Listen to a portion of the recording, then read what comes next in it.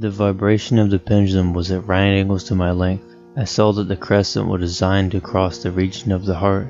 It would fray the serge of my robe. It would return and repeat its operations again and again. Notwithstanding terrifically wide sweep and the hissing vigor of its descent, sufficient to sunder these very walls of iron, still the fraying of my robe would be all that, for several minutes, it would accomplish. And at this thought I paused.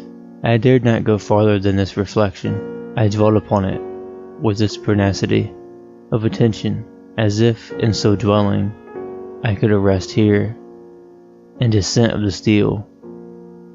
I forced the garment upon the peculiar thrilling sensation which the friction of cloth produces on the nerves. I pondered upon all this frivolity until my teeth were on edge. Down steadily down it crept. I took a frenzied pleasure in contrasting its downward with its laterally velocity, to the right, to the left, far and wide, with the shriek of the spirit, to my heart with the stealthy pace of the tiger.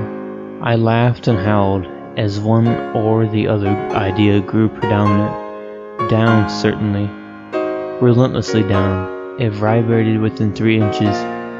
I struggled violently, furiously, to free my left arm. This was free from only the elbow to the hand. I could reach the latter from the platter beside me to my mouth with great effort, but no farther.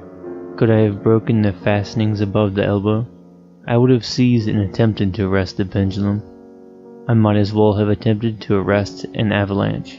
Down, still unceasingly, still inevitably down. I gasped and struggled at each vibration. I shrunk convulsively at its every sweep. My eyes followed its outward or upward whirls with the eagerness of the most unmeaning despair, that closed themselves spasmodically at the descent. Although death would have been a relief, oh, how unspeakable.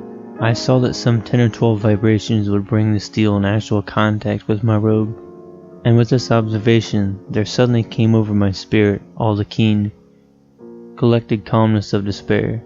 For the first time in many hours, or perhaps days, I thought, it now occurred to me that the bandage which enveloped me was unique.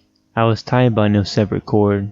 The first stroke of razor-like crescent athwart any portion of the band would so detach it that it might be unwound from my person by means of my left hand.